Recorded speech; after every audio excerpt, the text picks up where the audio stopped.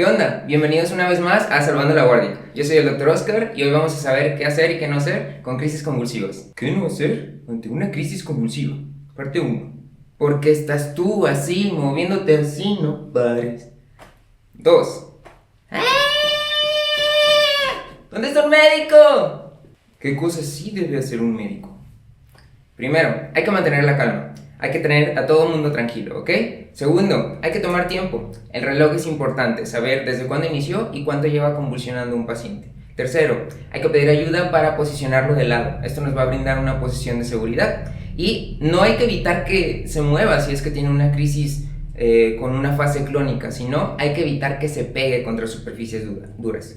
No hay que meterle nada a la boca.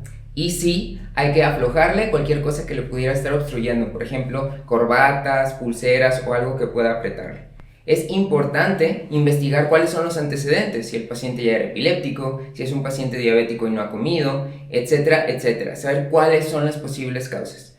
Y por último, hay que tener entendido que una convulsión típica no debería durar más de 2 minutos, suelen resolverse por sí mismas. Mientras estamos haciendo todo esto, también tenemos que ir pidiendo medicamentos de rescate por si acaso la convulsión no se va a resolver en ese tiempo.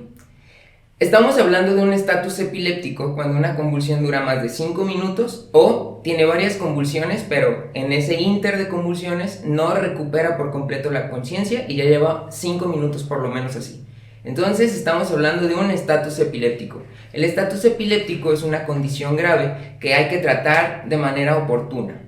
¿Cómo vamos a yugular las crisis? Con benzodiazepinas. Las benzodiazepinas son los fármacos de primera elección para tratar y yugular una crisis convulsiva. Podemos utilizar lorazepam, podemos utilizar diazepam o podemos utilizar midazolam. El diazepam, que es lo que más frecuente vamos a tener a la mano, se puede administrar por otras vías que no sean endovenosas cuando todavía no tenemos una vía permeable. Aquí lo vamos a poder utilizar ya sea por vía intrarrectal o incluso vía intranasal a 0.2 miligramos por kilo de peso. Si tuviéramos ya una vía endovenosa, podremos utilizarlo a dosis de 0.25 a 0.5 miligramos por kilo de peso. Una dosis máxima de 10 miligramos por dosis y a una velocidad no mayor de 5 miligramos por minuto. En caso de que no hubiera diazepam, pues podemos solicitar midazolam. Este lo podemos administrar ya sea IV, ya sea intranasal, incluso intrarrectal también, y se puede administrar a una dosis de 0.2 miligramos por kilo de peso. En caso de que hubiera lorazepam, lo cual sería raro, podríamos administrarle una dosis de 0.1 miligramos por kilo de peso. Es importante saber que si el paciente no remite con eso, podemos repetir la dosis hasta 5 minutos después.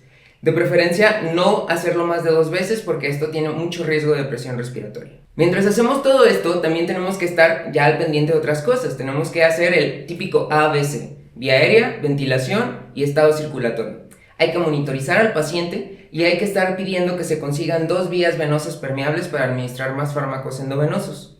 Hay que estar investigando de manera activa, buscando la causa o posibles factores precipitantes. Si por ejemplo el paciente es diabético, se puso insulina y no ha comido, hay que tratar de manera inmediata la hipoglucemia. Si tiene fiebre, hay que controlar la fiebre. Si el paciente tiene alguna otra cosa que sospechen que está desencadenando este cuadro de estatus epiléptico, hay que tratarlo para poder revertir el cuadro. No olviden también colocar oxígeno suplementario al paciente, de preferencia a una fracción inspirada del 100%, y también solicitar laboratorios que nos permitan ver los electrolitos, la glucosa, las pruebas de función hepática o una biometría hemática para saber si el paciente tiene algún tipo de neuroinfección. Hay que buscar intencionadamente datos de hipertensión intracraneal o signos meningios como rigidez en la nuca o signo de Kernick y Brudzinski, ¿ok? Si a pesar de esto el paciente no ha remitido a la crisis después de 2 dosis de benzodiazepinas, podemos avanzar con algún tipo de anticonvulsivante. El que siempre hay a la mano es la difenilidantoína o DFH. Este medicamento lo podemos utilizar con una dosis de carga de 20 miligramos por kilo, esa es la primera dosis, y no se debe administrar a una velocidad mayor de 50 miligramos por minuto. La dosis máxima que podemos administrar es de 1 gramo, ¿ok? Si no remitiera el cuadro, podemos repetirlo aproximadamente a los 15 minutos de esto con una dosis de 10 miligramos por kilo, ¿ok? Pero para esto ya tenemos que estar buscando ayuda, llamar a otro especialista, buscar al neurólogo o lo que sea que haga falta. También tendríamos que controlar y asegurar la vía aérea con un tubo endotraqueal o lo que sea que necesite ese paciente.